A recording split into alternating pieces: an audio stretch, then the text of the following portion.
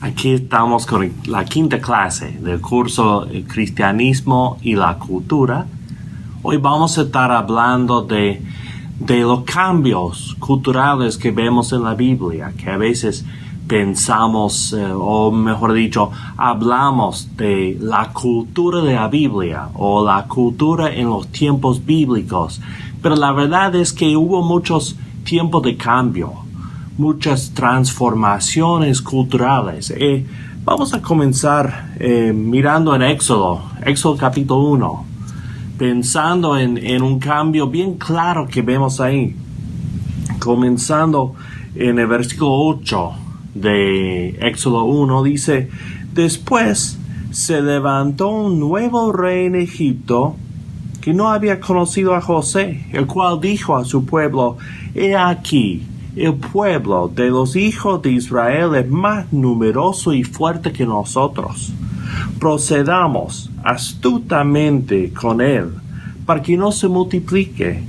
No suceda que en caso de guerra también se una a nuestros enemigos, luche contra nosotros y se vaya del país. Entonces les impusieron jefe de tributo laboral que los oprimiesen con sus cargas, y edificaron para Faraón las ciudades almacenes de Pitón y Ramesés. Pero cuanto más los oprimía, tanto más se multiplicaban y se propagaban, de manera que los egipcios se alarmaron a causa de los hijos de Israel. Entonces los egipcios los hicieron trabajar con dureza y amargaron sus vidas con el pesado trabajo de hacer barro y adobes, aparte de todo trabajo en el campo, y en todos los tipos de trabajo les trataban con dureza. También el rey de Egipto habló a las parteras de las hebreas, una de las cuales se llamaba Cifra y la otra Fua, y les dijo: Cuando asistáis a las mujeres hebreas a dar a luz y veáis en la silla de parto que niño, matadlo, pero si es niña, déjala vivir. Pero las parteras temían a Dios y no hicieron como el rey de Egipto les mandó, sino que dejaban con vida a los niños varones. Entonces el rey de Egipto hizo llamar a las parteras y les dijo: ¿Por qué habéis hecho esto de dejar con vida a los niños varones? Las parteras respondieron a Faraón: Las mujeres hebreas no son como las egipcias. Ellas son vigorosas y dan a luz antes de que llegue a ellas la partera. Dios favoreció a las parteras y el pueblo se multiplicó y se fortaleció muchísimo. Y sucedió que porque las parteras tuvieron temor de Dios, Él también le dio a ellas su propia familia.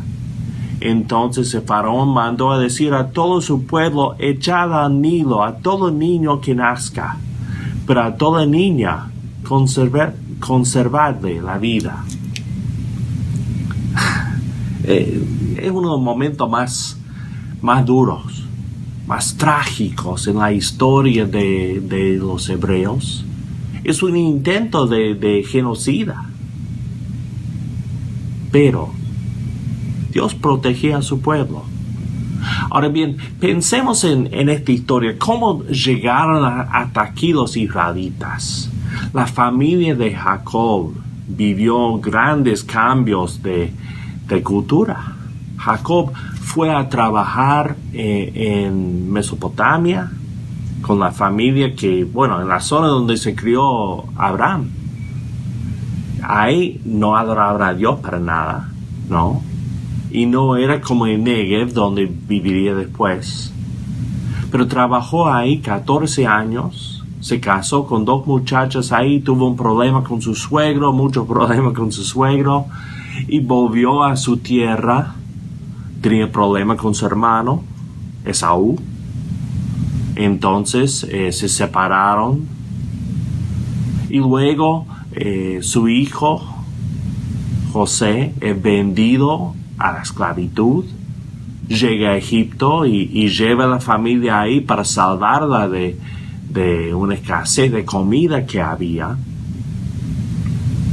Fueron a vivir a Egipto, viviendo en el norte, porque los egipcios no se llevaban bien con los hebreos. O sea, los hebreos tenían costumbres que eran ofensivas a los egipcios, dice. Entonces fueron a vivir un poco alejados de los otros egipcios. Sin embargo, una vez que José había muerto, asumió un varón que no lo conocía, no sabía nada de él, no sabía cómo él había salvado al país, y comenzó a tratar con dureza a los israelitas. Y fue en ese momento que Dios no solamente protegió a su pueblo, no solamente multiplicaba al pueblo, sino le trajo un redentor, un hombre para sacarlos de esa esclavitud, que se llamaba Moisés. Entonces, es algo que veremos en toda la Biblia, que en los momentos más difíciles, cuando la cultura más se pone en contra del pueblo de Dios, eso es cuando Dios actúa, eso es cuando Dios obra. Estaba leyendo en estos días acerca de la iglesia en Irán, y dice que se han convertido más iraníes que nunca en la historia. ¿Y saben por qué? A causa de persecución.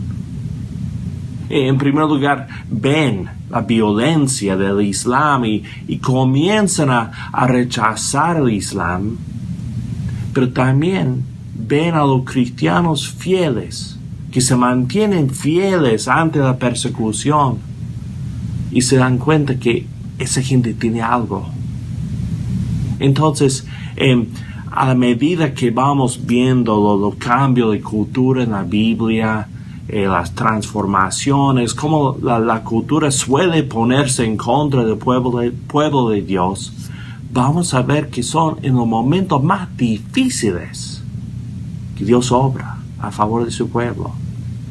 Bueno, hemos visto a Abraham y su historia, como él vino de Ur, como él vivía en el Negev, el desierto, nunca tuvo tierra propia, vivía entre una gente como forastero en un lugar extraño, una tierra extraña, dice él, ¿no?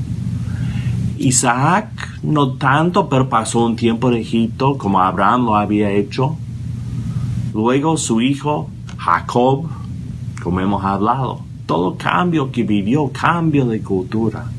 Luego los israelitas, viviendo en Egipto, vivían como pueblo forastero, ¿no? En una cultura que les era muy hostil, ¿no? Que oponía y reprimía a los israelitas. Luego Dios los saca, los lleva por el desierto, viven 40 años en el desierto y llegan a Canaán. Y ya están entre otra cultura. Están viviendo entre los cananeos que practicaban cosas detestables, ¿no? Aborrecibles, abominaciones. Y Dios dice, yo no quiero que sean como ellos, no quiero que sigan la cultura. Quiero que sigan siendo distintos, santos, un pueblo mío, un pueblo especial. Y bueno, así se mantuvieron por mucho tiempo, por los primeros siglos después de salir de Egipto. Vivían como tribus, no tenían una nación, y pues se unió como nación Israel. Y se nombró un rey. Contra la voluntad de Dios, pero se nombró un rey, Saúl. No era buen hombre. Llevó al país por mal camino. Y luego vino David. David sí era un hombre conforme al corazón de Dios. Era un hombre que buscaba hacer lo que agradaba a Dios. Trajo el arca del pacto a Jerusalén. Estableció Jerusalén como lugar de adoración. Y luego su hijo Salomón se casa con muchas mujeres extranjeras y empieza a adorar a dioses extranjeros, dioses falsos, y entra la idolatría en la nación de Israel. Y bueno, los otros reyes casi todos practicaban esa idolatría y la cultura cambió de lo que había sido bajo David. Cambió a una cultura muy fea.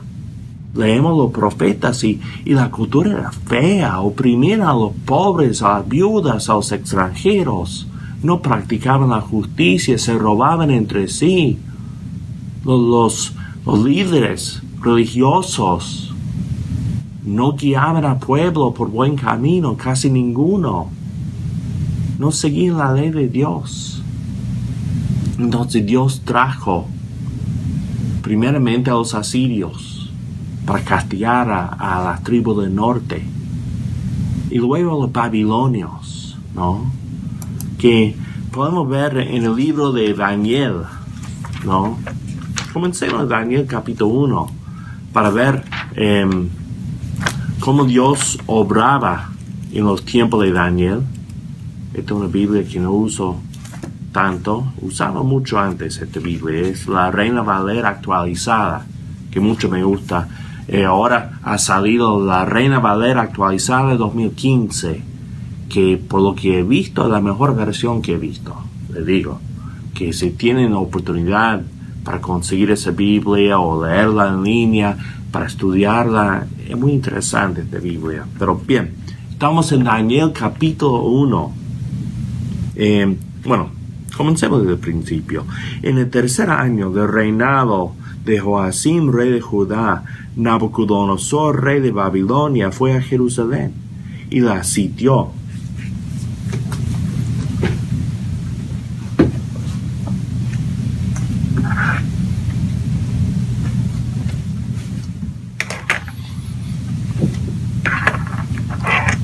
Bueno, entonces vamos a leer en Daniel capítulo 1, vamos a comenzar en el versículo 1. En el tercer año del reinado de Joacim, rey de Judá, Nabucodonosor, rey de Babilonia, fue a Jerusalén y la sitió. El Señor entregó en su mano a Joacim, rey de Judá, y parte de los utensilios de la casa de Dios. Los trajo a la tierra de Sinar, a la casa de su Dios, y colocó los utensilios en el tesoro de su Dios. El rey dijo a Aspenaz, jefe de los funcionarios, que trajese de los hijos de Israel, del linaje real y de los nobles, a jóvenes en quienes no hubiese ningún defecto, bien parecidos, instruidos en toda sabiduría, dotados de conocimiento, poseedores del saber y capaces para servir en el palacio del rey, y que les enseñase la escritura y la lengua de los caldeos. El rey les asignó para cada día una ración de los manjares del rey, del vino que él bebía. Ordenó que se les educase durante 3 años, para que a fin de ellos se presentaran al servicio del rey. Entre ellos estaban Daniel, Ananías, Misael y Azarías, de la tribu de Judá. A estos el jefe del funcionario le puso nombres. A Daniel llamó Beltesazar, a Ananías Sadrach, a Misael Mesac y a Azarías Abednego. Pero Daniel se propuso en su corazón no contaminarse con la ración de la comida del rey, ni con el vino que éste bebía. Pidió, por tanto, al jefe de los funcionarios que no fuera obligado a contaminarse. Y Dios concedió a Daniel que se ganara el afecto y la buena voluntad del jefe de los funcionarios. Y podemos seguir leyendo cómo Dios bendijo a estos jóvenes por esta decisión.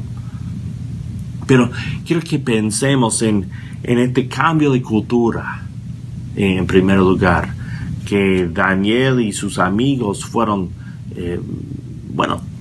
llevados cautivos, ¿no? Esclavos a Babilonia. Llevados como esclavos para servir en el palacio del rey, para ser educados, ¿no? Para el servicio del rey. Tuvieron que aprender otro idioma. Tuvieron que aprender las costumbres de los caldeos. Y querían que comieran la comida de los caldeos, cosa que Daniel no quería hacer y los otros tampoco. Pero vemos que Daniel llega a ser uno de los grandes héroes de la fe. ¿Y por qué? Porque vivió en este momento difícil. Vivió en esta transición, pero se mantuvo fiel. Y no solamente esta transición, sino también si miramos en el capítulo 6, ya no están los babilonios, ¿no? Los persas han vencido a los babilonios y han llevado a Daniel para servir a su rey. Y dice, pareció bien a Darío constituir sobre el reino a 120 sátrapas que estuviesen en todo el reino, y sobre ellos a 3 ministros, de los cuales Daniel era uno, a quienes rindiesen cuenta estos sátrapas, para que el reino fuese perjudicado. Pero Daniel mismo se distinguía entre los ministros y los sátrapas, porque en él había excelencia de espíritu, y el rey pensaba constituirle sobre todo el reino. Entonces los ministros y los sátrapas buscaban hallar pretexto contra Daniel en los asuntos del reino, pero no podían hallar ningún pretexto o corrupción porque él era fiel. Ninguna negligencia ni corrupción fueron halladas en él. Entonces estos hombres dijeron, no hallaremos contra este Daniel ningún pretexto si no lo hallamos contra él en relación con la ley de su Dios. Es un testimonio que yo quisiera tener. Que la gente pudiera decir, la única forma de atraparlo a Timothy, de acusarlo a Timothy, es por su fe. Por su fe. Por su obediencia a Dios. Eso es fuerte. Dice, entonces estos ministros y sátrapas, y bueno, ellos convencen al rey para que ponga una ley diciendo que nadie puede orar a nadie que no sea rey. Por un tiempo, por 30 días, por un mes, ¿no? Y uno podría decir, bueno, por un mes abstengo de orar. Pero Daniel no, dice en versículo 9, por tanto el rey Darío firmó el documento del edicto, y cuando Daniel supo que el documento estaba firmado, entró en su casa y con las ventanas de su cámara abiertas hacia Jerusalén, se hincaba de rodillas 3 veces al día y oraba y daba gracias a su Dios como lo solía hacer antes. No cambió, no obedeció, no acató esta orden del rey, sino que seguía orando hacia Jerusalén, como se hacía en el Antiguo Testamento, ¿no? Miraban como los musulmanes hacen con Meca hoy en día, ellos hacían con Jerusalén, y Daniel oraba hacia Jerusalén. No iba a seguir los cambios de la cultura, no iba a poner excusa de que, bueno, el gobierno ya ha dicho esto, ¿no? Daniel fue fiel. El pueblo de Dios brilla más en los momentos más oscuros. Y bueno, si pasamos de ahí, veremos que después los judíos establecieron su reino de nuevo, pudieron volver, pudieron reconstruir un templo, no como era antes, pero un templo que servía, funcional. Después de los persas vinieron los griegos, que también eran muy odiosos con los judíos, ¿no? Hasta que Antiochus Epífano sacrificó un cerdo sobre el altar del templo, ¿no? Y ellos trataban de eliminar la fe judía. Sobrevivieron esa amenaza. Vinieron los romanos un poco más tolerantes para con los judíos, pero igual un cambio de cultura. Los romanos seguían la cultura griega para su manera. Y en ese contexto nació Jesucristo.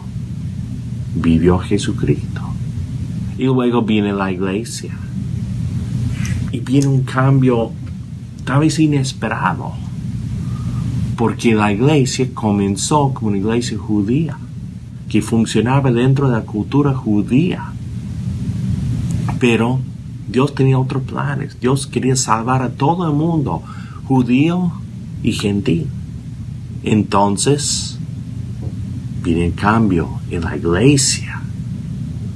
Ese fuerte, un cambio de cultura en la iglesia. Vemos cómo Dios llama a Pedro para ir a predicar a Cornelio. Luego la gente de Antioquía empieza a predicar a los no judíos.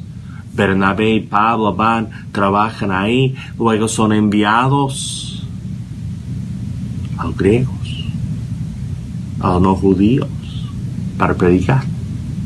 Pablo, que había vivido en esa cultura, él estaba preparado como para ser puente para la iglesia, para pasar esa cultura.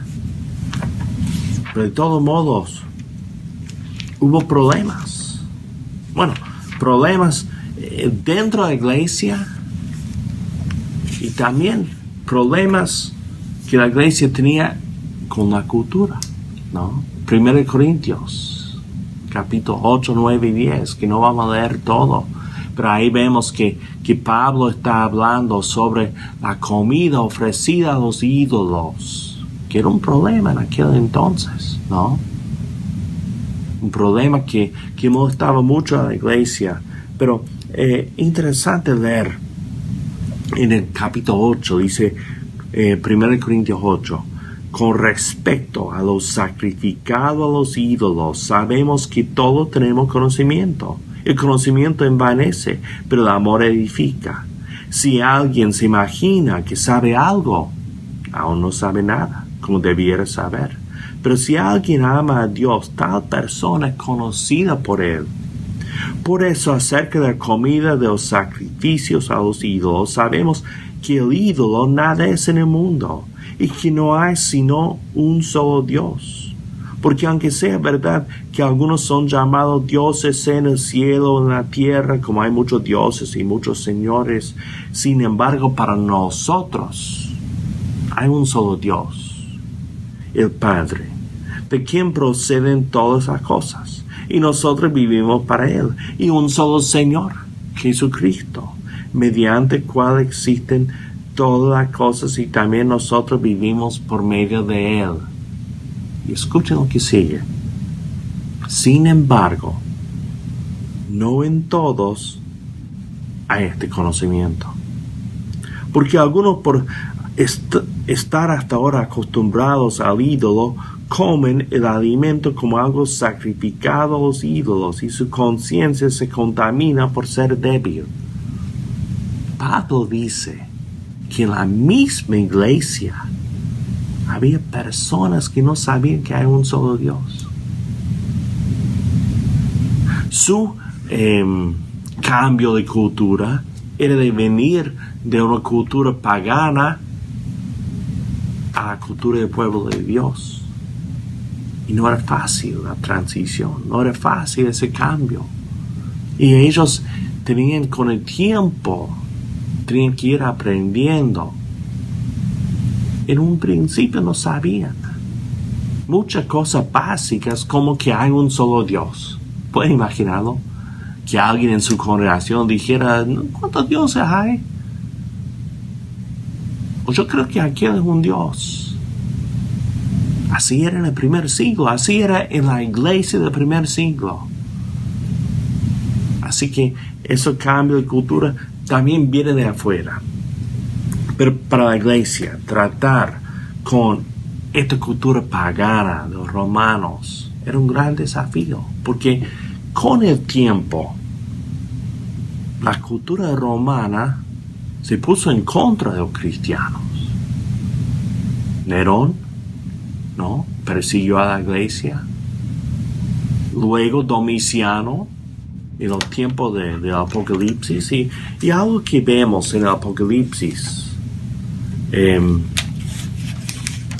vemos una iglesia amenazada por su cultura, no solamente por la persecución, sino por la tentación de adaptarse a la cultura, de aceptar la cultura, de dejarse cambiar por la cultura. Un gran problema que vemos en capítulo 2 y 3 en la carta a las iglesias era eso de comer comida sacrificada a los ídolos. Porque Pablo va a decir, cuando uno sabe que ha sido sacrificado a los ídolos, no debe comerlo, ¿no? Debe huir de la idolatría, dice el capítulo 10 de 1 Corintios. Y acá Jesús, cuando escribe a las 7 iglesias, a varias, se le critica por practicar eso, ¿no?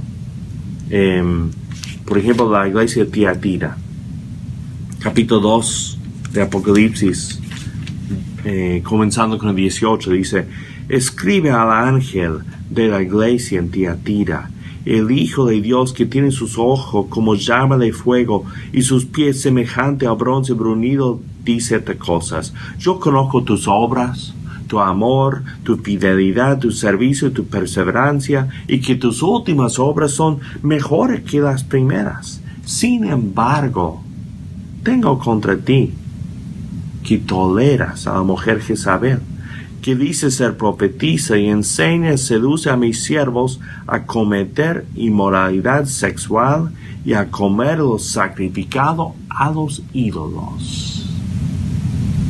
Y podemos examinar eso. Se ve en la iglesia de Pérgamo, de Tiatira.